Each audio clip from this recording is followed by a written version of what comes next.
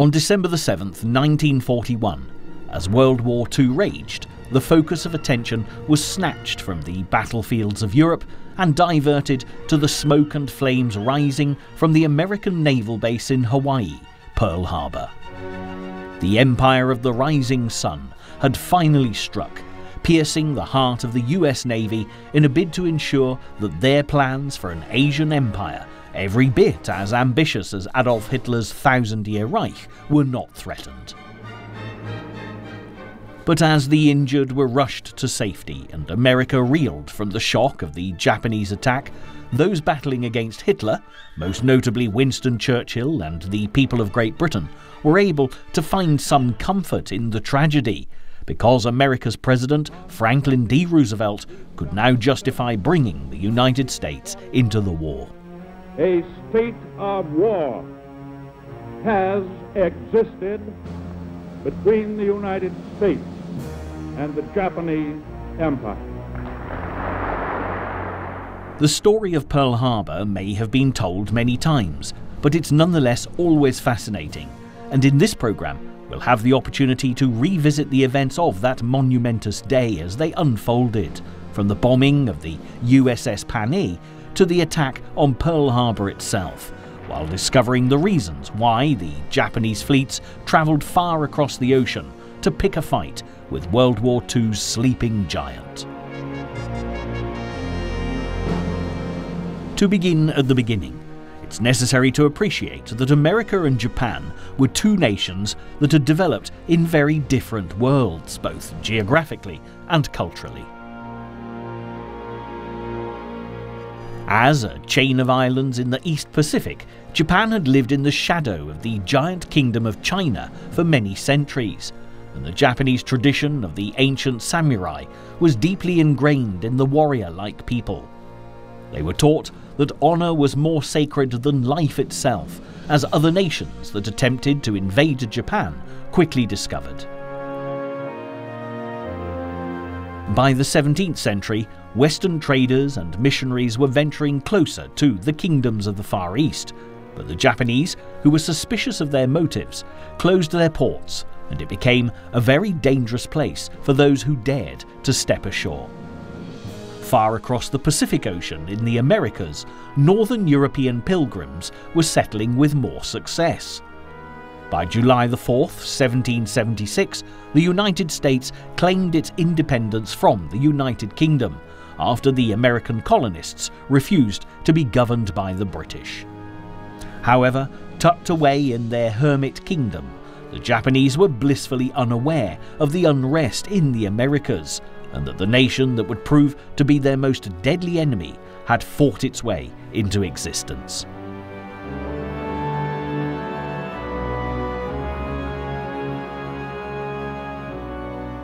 It was a new age, and as time moved on, the great industries of the Western world developed. And by the 19th century, there were ships travelling to the Far East in search of wealth that carried heavy armaments to protect their interests, and even a hermit kingdom like Japan was under threat. Soon it was clear that despite their warrior traditions, the Japanese would not be able to repel the encroaching ships forever. In 1854, a great fleet loomed on the horizon, led by the American Commodore, Admiral Matthew Perry. Tales of his victories in the Mexican-American War had spread as far as Japan, and the nation knew that this time they would have no choice but to open their ports. Within 4 years, the Americans had secured treaties to guarantee trade with Japan, and the Netherlands, Russia, Britain and France swiftly followed with their own agreements for trading rights. The Japanese came to know them as the shameful, unequal treaties. While Japan started to trade with the merchants of the West, America began a period of expansion, following the example of the British and the French. First came the purchase of the vast land of Alaska from the Russian Empire, with its endless forests and streams glittering with gold. In the Spanish-American War of 1898, it won Spanish land in the Pacific, the Philippine Islands and Guam, along with Puerto Rico in the Caribbean. The same year, America annexed the archipelago of Hawaii, which had first been explored by Captain Cook over 100 years earlier. As well as such treasures as sugar cane and pineapples, there was a natural harbour teeming with pearl-producing oysters. Recognizing its potential, the Americans soon created a naval base from where they could comfortably reach their new territory in the Pacific. While the United States enjoyed the fruits of its expansion, Japan, influenced by the industrial development of the West, began to take giant strides in improving its military prowess. It called on advisors from abroad to develop its army, which it began modelling on French battalions and later the Prussian army, which had become the most dominant force in Europe.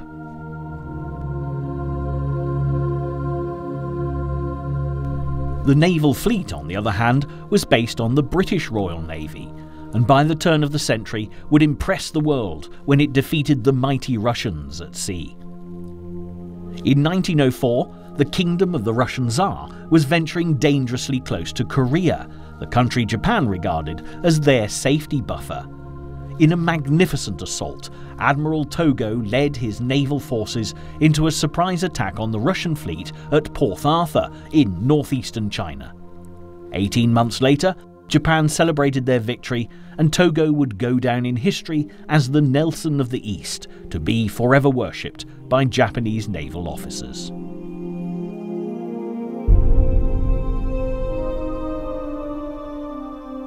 By the outbreak of World War I in 1914, the British called on Japan's naval power to aid the nations of the Entente powers in their fight against the Prussian armies.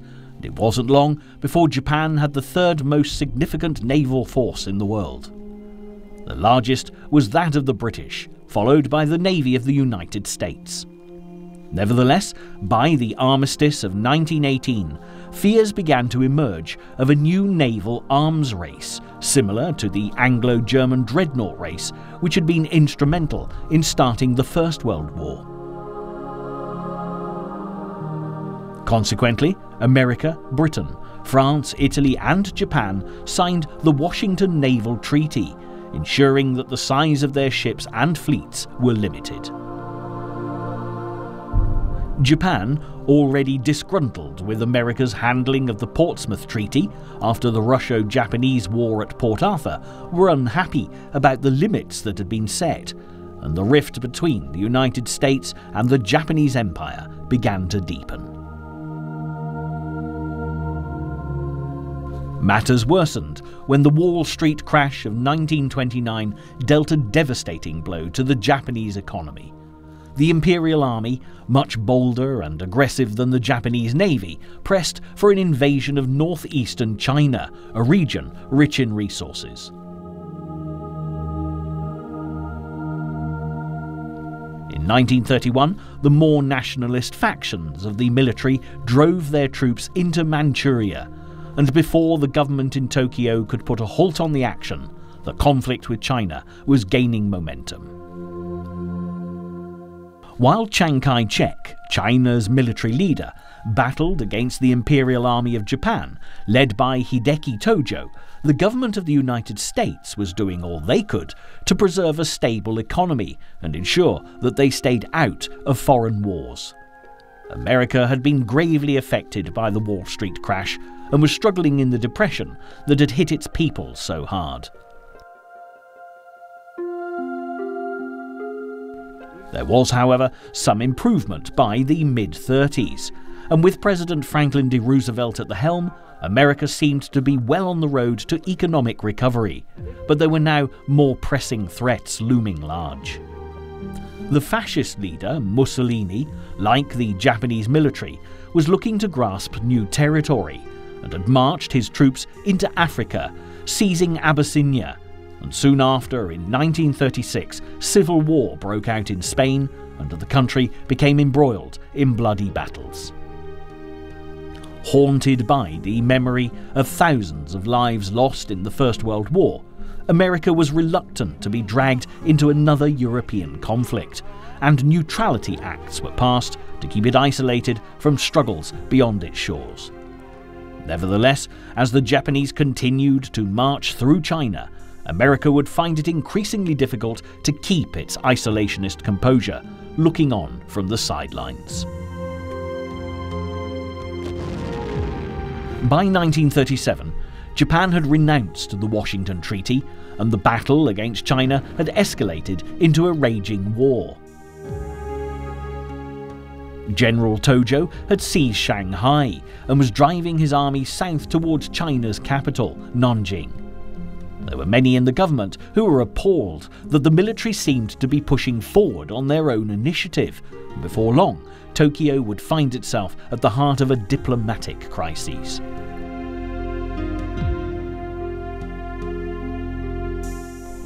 Eventually, Tojo's army reached Nanjing by December 1937 and proceeded to wreak havoc on the city and its inhabitants.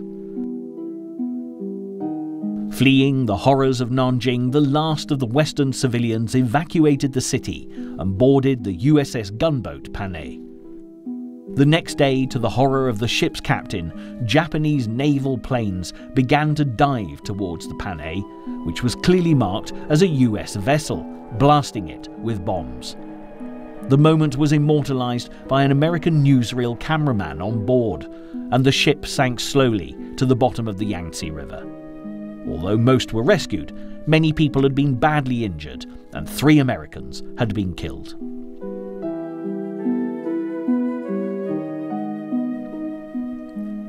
The newsreel of the attack was rushed to Washington to be screened by Roosevelt, and while the president deliberated on what action to take, back in the Far East, the American ambassador Joseph Grew feared the event would lead to war.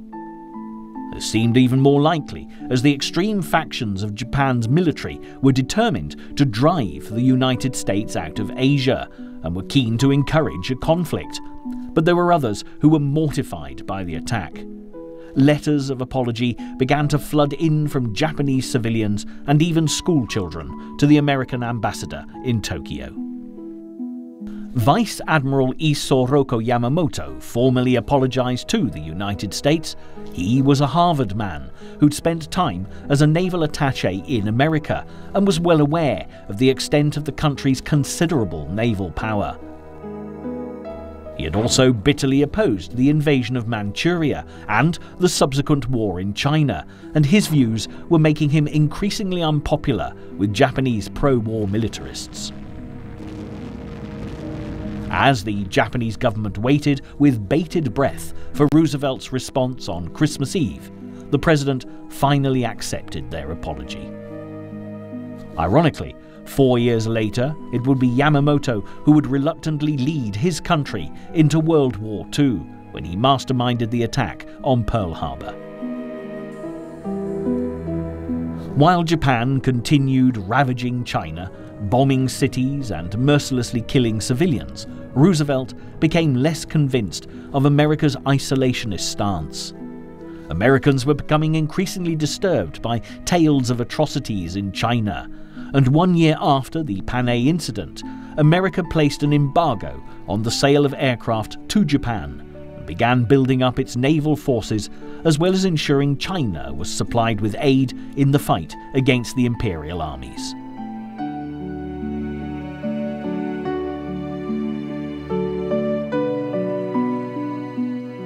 There was also growing concern over the persecution of Jews in Germany and Austria. By now, Adolf Hitler was becoming a prominent figure on the political battlefield, as the German nation attempted to rebuild itself, and there were fears that another world war was on the horizon.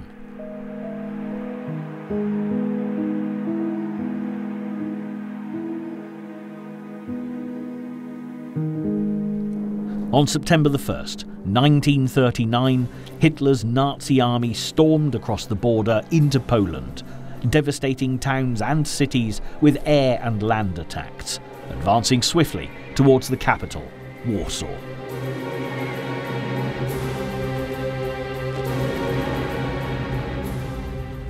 Two days later, France and Britain declared war on Germany.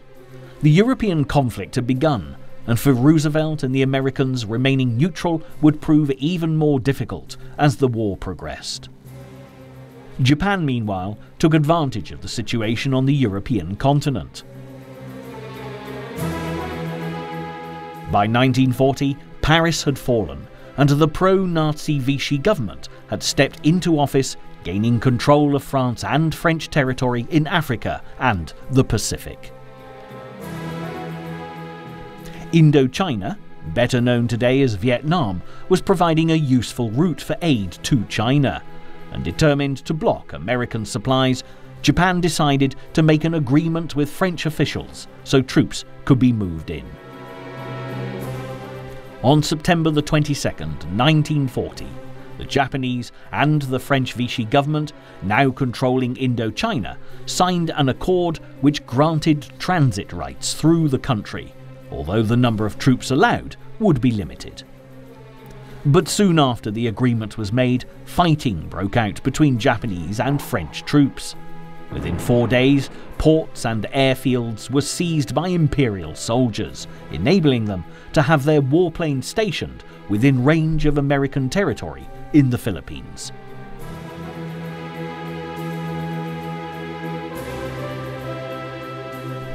Also, as the cities of the United Kingdom came under attack from German bombers in the Blitz, the Japanese looked towards the British imperial outposts of Singapore and Hong Kong. But first, they demanded that Winston Churchill close the British-held route through Burma that was now the only way aid could reach China. With the battle for the Atlantic to consider as well, the British Prime Minister had no ships at his disposal to defend territories in the Pacific, so he had little choice but to give in to the demands of the Japanese, and the Burma Road was closed. By now, increasingly concerned with Japanese hostility on a global scale, Roosevelt had moved the American fleet from its base in California to Pearl Harbor in Hawaii, edging ever closer to the Japanese arena of conflict. To the servicemen stationed at the tropical paradise, however, it was a dream come true. With beaches, glorious weather, and any potential enemy over 3,000 miles away to the west, there was little thought of war.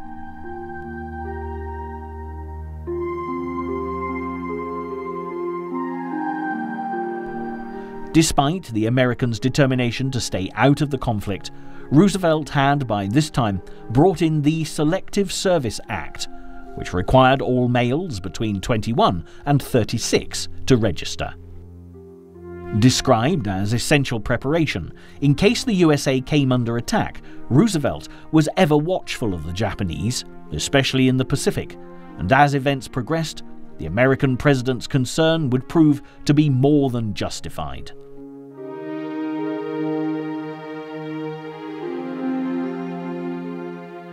With the blockade on supplies to China now in place, Japan began to plan its next move.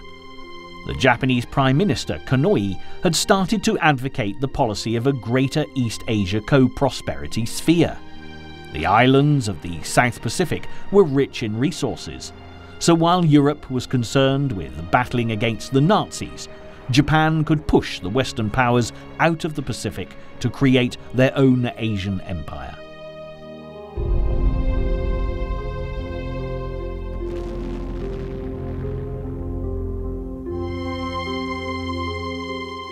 America had been cutting back oil supplies to Japan since the summer, and the Dutch East Indies had crucial supplies.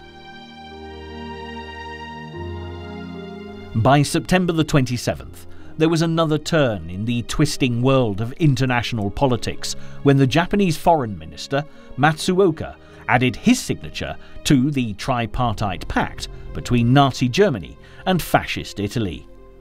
The two European dictators approved of Japan working towards an Asian empire, and as the three nations were united, the Japanese moved ever closer to a conflict with the United States and the Allied forces. Yamamoto, who was by now commander-in-chief of the combined fleet, made his opposition to such a pact clear. He was well aware of the immense naval power of the United States, and felt that many took the prospect of a Japanese-American war far too lightly. His warning could not have been clearer when he said, "It is not enough that we take Guam and the Philippines, nor even Hawaii and San Francisco. To make victory certain, we would have to march into Washington and dictate the terms of peace in the White House." The question could not have been simpler. Was the Japanese government prepared to make the necessary sacrifices for such an extraordinary event to become a real possibility? It was a brave stance to take, and Yamamoto soon found himself the target for death threats, which came not only from extreme nationalists, but also from the Japanese army, and military police were even dispatched to follow his movements. Nevertheless, it was fast becoming increasingly clear that Japan was being propelled towards a conflict with America, and the army at least recognized how valuable Yamamoto would be in the event of them going to war.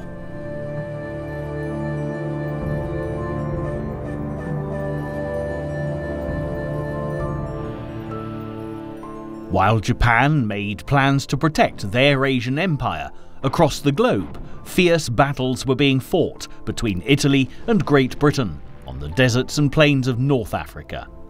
As Mussolini's forces tightened their grip on the supply route through the Mediterranean, it became increasingly difficult to get all the logistical backup that was required through to the British troops, and Churchill ordered that swift action be taken.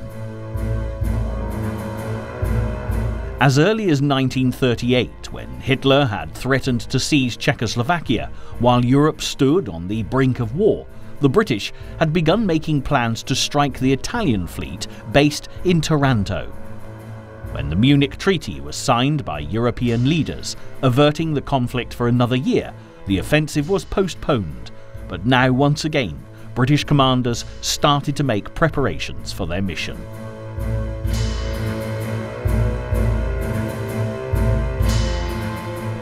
The attack on the Italian fleet was groundbreaking, as it was the first all-aircraft naval attack in history and took the Italians completely by surprise. As well as achieving secrecy, the British had also developed special torpedoes that could be dropped from low altitudes that would work effectively in the shallow water of the Italian bay. The technique had never before been used in naval warfare, and in one night, half of the Italian fleet was destroyed. Far away in Tokyo, Yamamoto was deeply impressed by the offensive and was inspired to devise his own strategy in Japan's war. If there was no option but to fight America, they would cripple the US naval fleet before it advanced west. Japan would attack Pearl Harbor. Yamamoto began to analyze the attack on Taranto down to the minutest detail, and soon the Japanese began developing special torpedoes just as the British had done, because they would be ideal in the shallow water of the Hawaiian harbour. While the Japanese made preparations, the American public were becoming more concerned about the war in Europe. For months, they had listened to the British battle against the Luftwaffe's relentless air attacks brought to their living rooms by American reporter Ed Murrow's newscasts from London.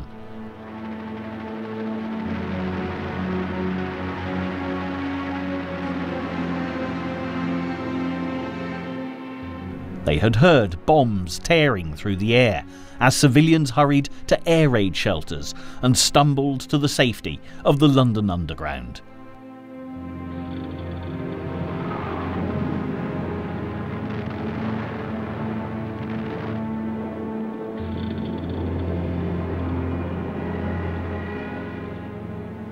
American families had listened to British families, fighting for their survival, as Hitler kept up the relentless pressure of the Blitz, and many were touched by the words of Winston Churchill as he declared, "We shall never surrender."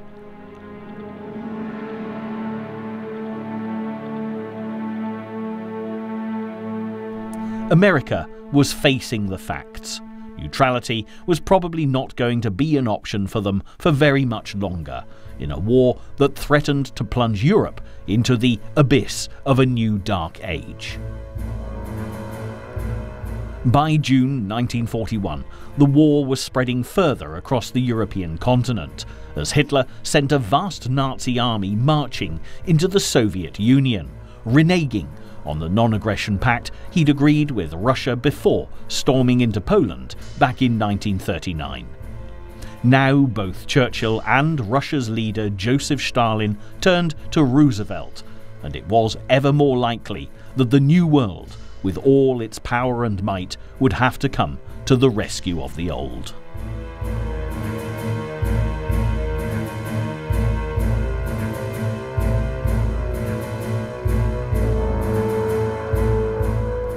While conscripted men in America continued their training for battles that they were unsure they'd ever fight, and supplies were shipped to Britain and Russia, Roosevelt warned the public that the United States will never survive as a happy and fertile oasis of liberty surrounded by a cruel desert of dictatorship.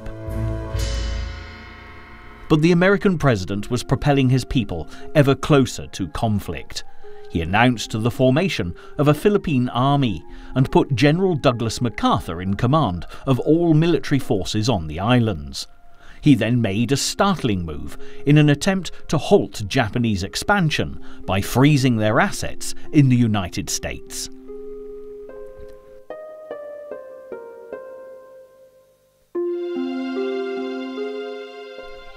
America's lead was soon followed by Great Britain, and it became virtually impossible for Japan to purchase oil, which presented a huge problem, threatening their plans to expand into new territories dramatically.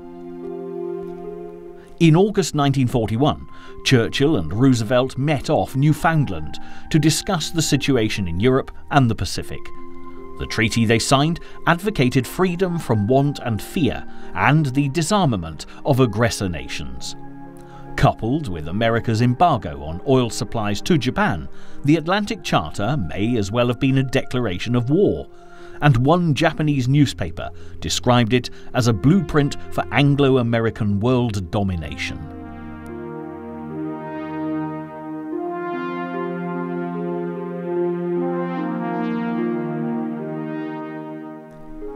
On September 6, 1941, at a rare imperial conference overseen by Emperor Hirohito, the Japanese Supreme Command decided that if negotiations bore no fruit, by October the empire would go to war.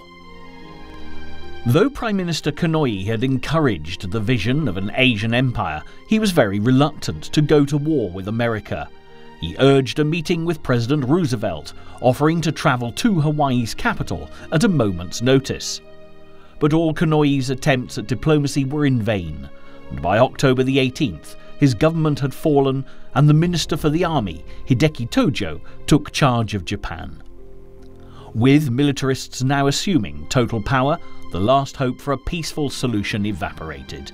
With eyes turned to oil reserves in the Dutch East Indies, Tojo stepped up preparations for war, and Admiral Yamamoto dutifully set to work finalising plans for the attack on Pearl Harbor. Air crews began training with great dedication, though few knew details of their secret mission, while on the other side of the Pacific Ocean, Japanese delegates continued negotiations in Washington with the American Secretary of State, Cordell Hull.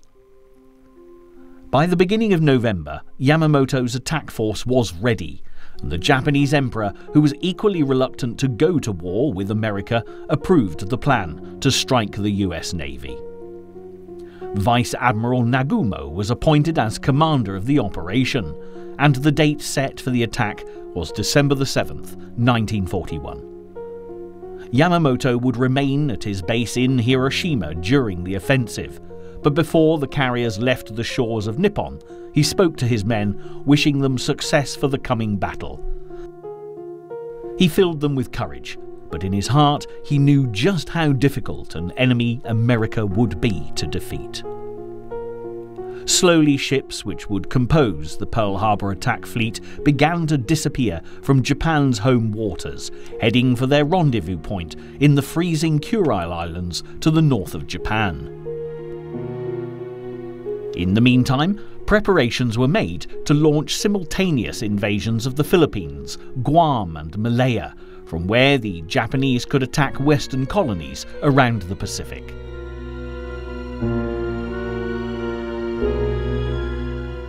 Movements of Japanese ships were monitored by American intelligence, but no one seemed to realize that beside the threat to the Pacific Islands, an enormous task force was heading for Hawaii.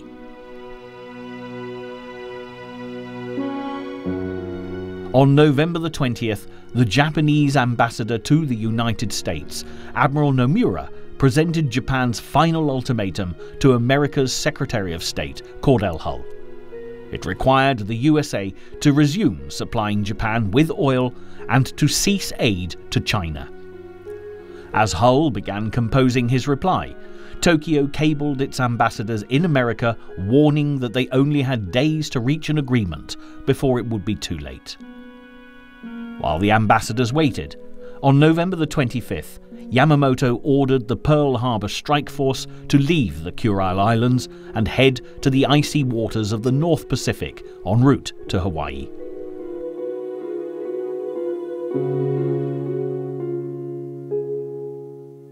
A day later, Cordell Hull handed his reply to the Japanese ambassadors. Japan must withdraw all forces from China and Indochina, and in return, Japanese funds would be unfrozen and trade would resume. They were not terms that the Japanese were willing to accept, and back in Tokyo, those who favoured diplomacy realised that negotiations would have to come to a close.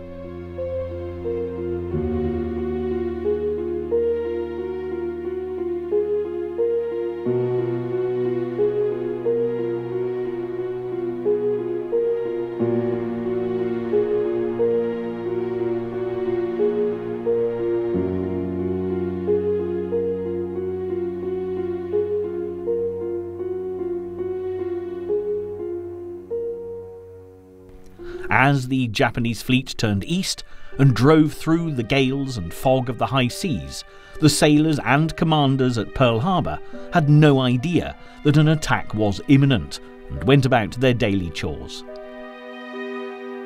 As US and Japanese relations had deteriorated, the naval base had been put on high alert, and there'd been plenty of manoeuvres and mock airstrikes to prepare for a possible attack. However, the commanders based in Hawaii didn't realise the gravity of the threat to the harbour, and there were few real precautions made for its defence.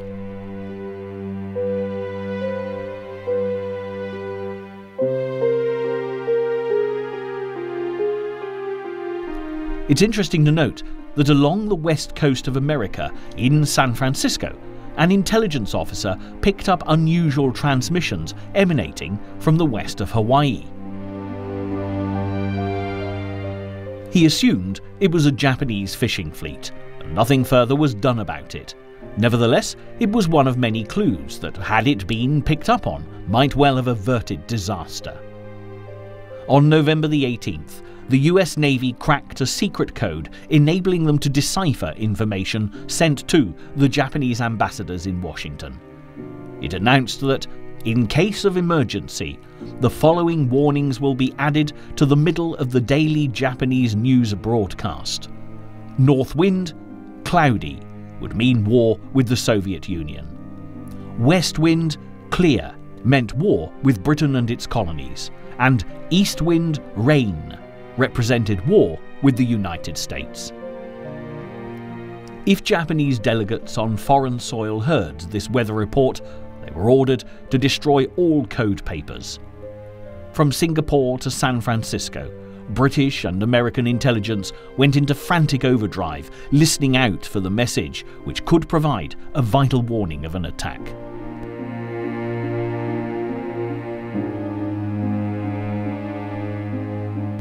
What's more, tensions were building in another arena.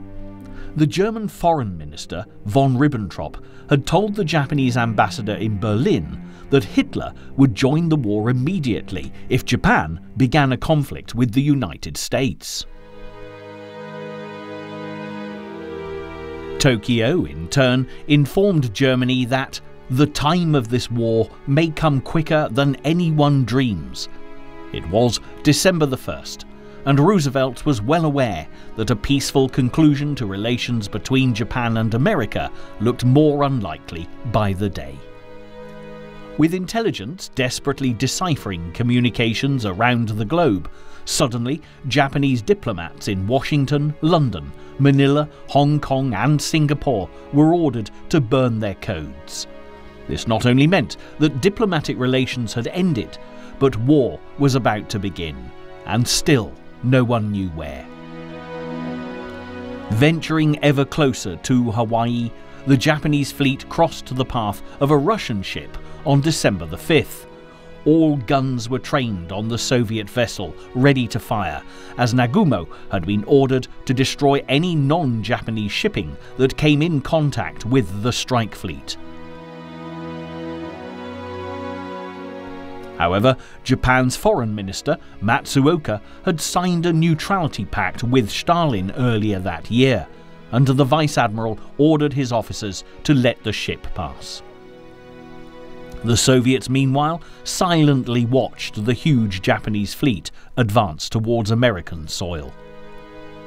By now, Japanese ships had been spotted off the coast of Thailand, and the British commander of the Far East Fleet, who was in Manila with General MacArthur, immediately flew back to Singapore to rejoin his ships and await possible attack.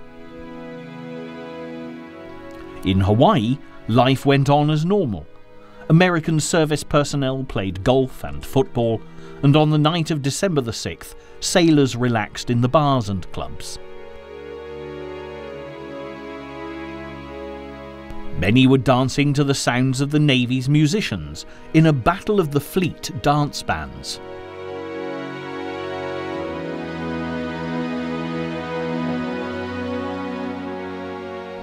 Ironically, the men playing in the competition were given permission to lie in the next morning, but the band of the USS Arizona would never see another day, as none of them survived what was about to happen. Meanwhile, a 13-part message from Tokyo to its embassy in Washington had been intercepted by American intelligence. Before even the Japanese ambassadors had a chance to decipher the contents, Roosevelt read the intercepted papers himself and realized that Hull's offer had been rejected. The president said, "This means war." But the message was incomplete, and it wasn't until the next day that the 14th part actually arrived. At 4:50 a.m. on Sunday, December the 7th, Japanese submarines stealthily entered through the harbour gates. They were reported and a hunt began, but a general alarm was not given. Less than an hour later, on the other side of the Pacific, the Japanese were busy starting another battle as they attacked the British-controlled territory of Malaya, but the authorities in Hawaii remained totally unaware of the hostilities. In actual fact, the Japanese commanders had planned for the two invasions to begin at exactly the same time, but an officer's error led to a slight change in plan.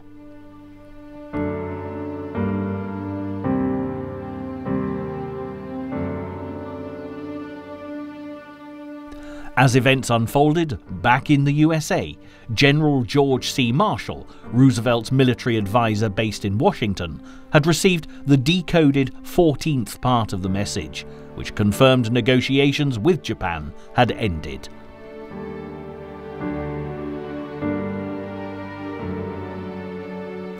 Yamamoto had wished to abide by military law, giving notice of an attack, and had ordered the Japanese ambassadors to take a message saying negotiations had failed to the White House by 1 p.m. This would mean 7 a.m. in Hawaii, giving a full hour's notice. Marshall sent word to Pearl Harbor to be on the alert, but his message would arrive too late for the Americans in Hawaii. while Ambassador Nomura called Cordell Hull at the White House to set up his 1 p.m. appointment.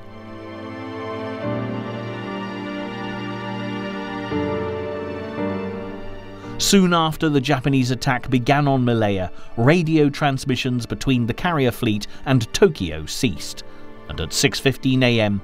Admiral Nagumo gave the order to release the planes.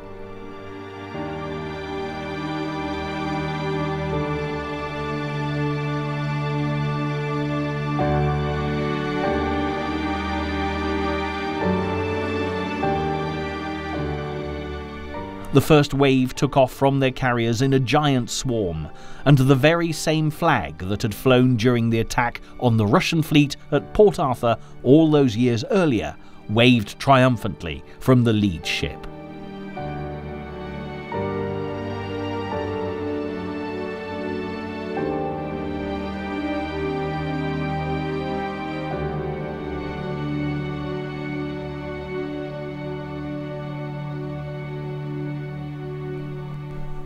At 7:02, a trainee at an Opana radio station on the northern tip of Hawaii spotted a massive formation heading straight for them.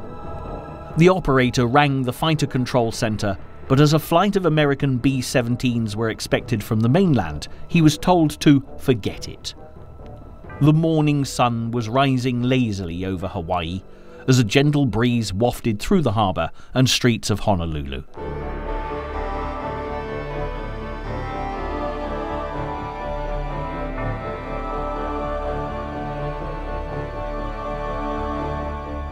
Most were asleep after a Saturday night out, and some were still awake, entertaining their friends.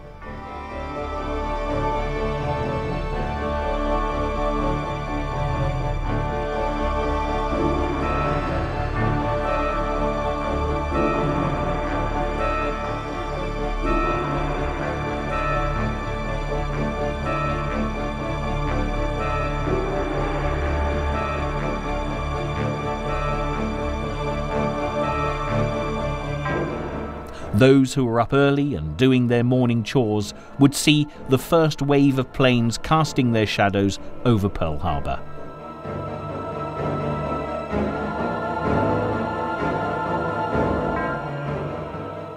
It was 7:55 when the first bomb struck.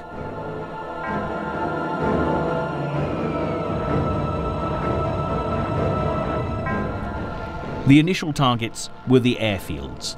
The planes didn't have a chance to get off the ground, as the incendiary bombs fell swiftly on their targets. The Japanese had achieved their objective, taking the Americans by surprise, and were overjoyed at seeing the planes and ships all neatly lined up.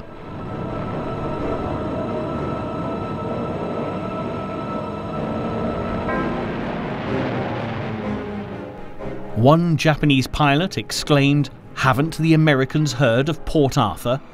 And as US servicemen leapt into action on the airfields, the message, "Air Raid Pearl Harbor, this is not a drill," was broadcast, while the Japanese cried, "Tora, Tora." It meant Tiger, indicating the attack had been a surprise. More planes had now started to attack the American ships. The torpedoes, developed for shallow depths, sliced through the water, hitting their targets with precision.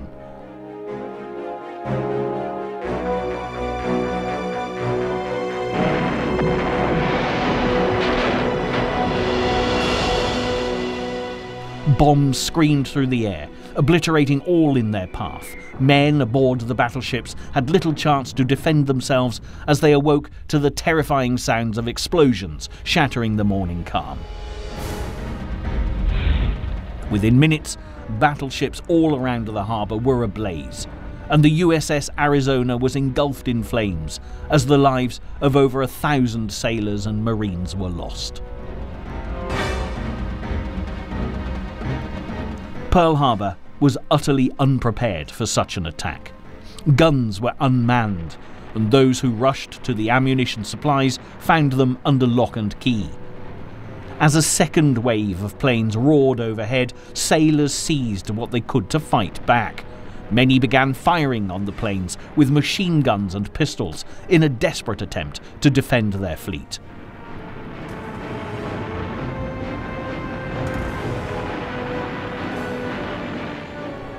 The Japanese were astounded at how unprepared the Americans were for such an attack. But as the second wave of planes approached, they would face more resistance from the US troops as they began to man the guns. Many heroes would later emerge from the chaos of Pearl Harbor, one of the most famous being Doris Miller, a mess attendant aboard the USS West Virginia, as well as the ship's captain, Mervyn Bennion. As the smoke and flames filled the morning skies, a bomb had exploded on the deck of the West Virginia, showering the captain with shrapnel.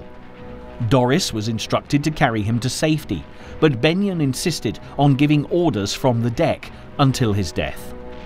Despite having no training, Miller seized one of the anti-aircraft guns and began firing at Japanese planes until there was no ammunition left.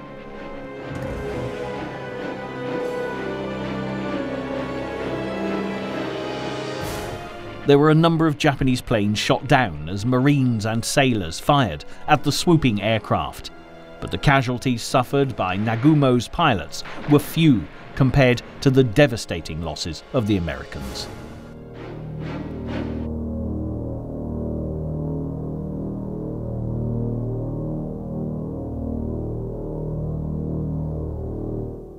All around Pearl Harbor, civilians who had at first thought the explosions were part of military maneuvers quickly became all too aware that it was not a practice. One reporter, waking to the sound of anti-aircraft fire, jumped onto the phone, asking the press officer at the other end, "Who is it, Harry? You don't think it's the Germans?"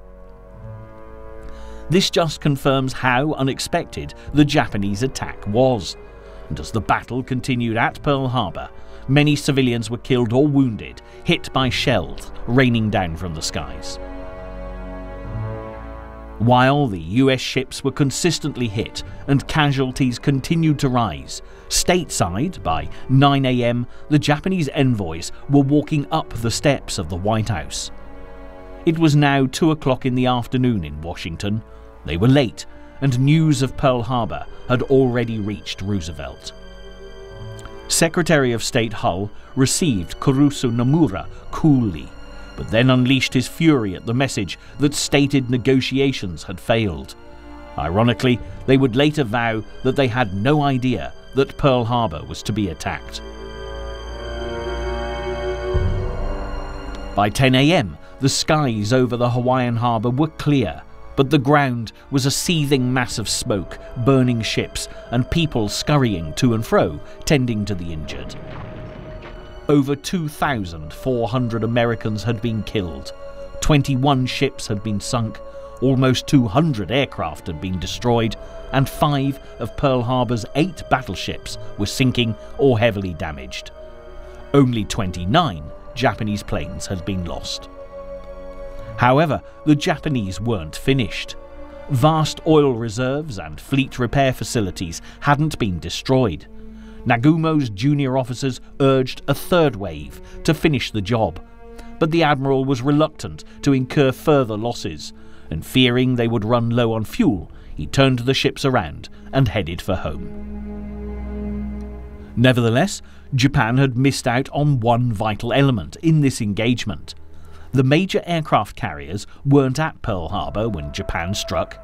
One, carrying Admiral Bull Halsey, was returning from delivering planes to Wake Island.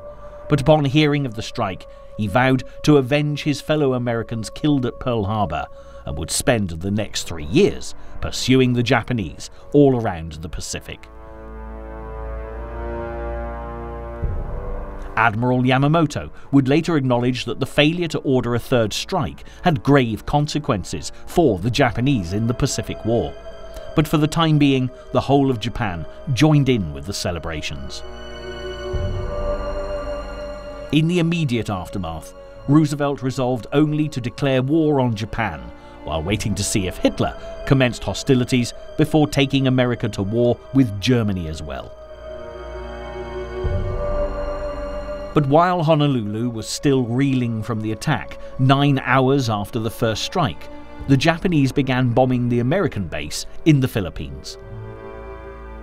General MacArthur, who was defending the US position there, had in point of fact a much more sustained Japanese onslaught to resist than had been the case at Pearl Harbor. When Japan invaded the Philippines 3 days after the first bombing raids, they served notice that this was going to be a hard and bitter fought campaign. On December the 8th, 1941, as crowds of people gathered outside Congress, President Roosevelt made a brief address which would be broadcast throughout the world as the USA officially declared war on Japan. Shocked and angered by the loss of so many of their fellow countrymen, the American people cheered their president, now ready to join a war that after Pearl Harbor had become truly global.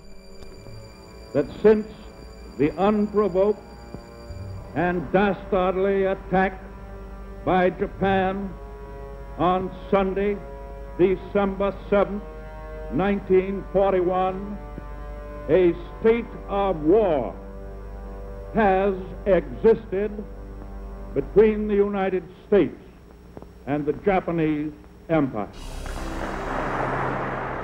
All that remained now was for America to await Adolf Hitler's response.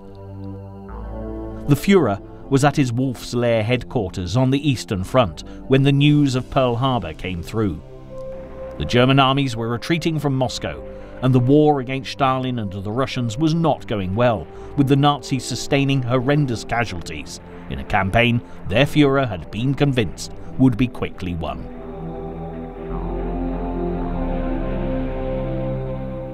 However, Hitler was comforted by the Americans' declaration of war on Japan, and because he was so certain that his pact with the Japanese would now make him invincible, he made a bold statement. "We can't lose the war now. We now have an ally which has never been conquered in 3,000 years." On December the 11th, Hitler spoke for 90 minutes, furiously insulting Roosevelt, giving a speech which he concluded by declaring war on the United States of America. It was a rash move, taking on the greatest financial power in the world, as well as the Russians and the British. For perhaps the first time, the people of Germany, who had in the early years of the war been prepared to follow wherever Hitler led, began to wonder whether their Führer would be able to deliver his promises of a 1,000-year Reich.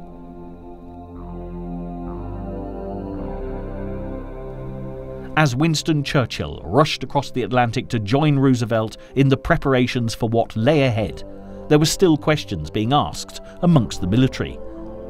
Why had the commanders at Pearl Harbor not been better prepared? The Commander-in-Chief of the US Pacific Fleet, Husband E. Kimmel, along with the commander of the US military in Hawaii, Walter Short, were demoted and found themselves blamed for what happened at Pearl Harbor. In their place, Admiral Chester Nimitz took over command and rewarded those who had fought so bravely at Pearl Harbor. Among them was Doris Miller, who was the first African American to be awarded the Navy Cross, the third highest honor awarded by the US Navy. Nimitz would play a crucial part in the war in the Pacific. Despite the fleet's terrible losses, it would soon be ready to storm into the islands of the Pacific and reclaim the land lost to the Japanese. But for now, Japan celebrated their triumph while the wrecks of the US ships were hauled from the shallow waters of Pearl Harbor. They had provoked the mighty American war machine to roar into action.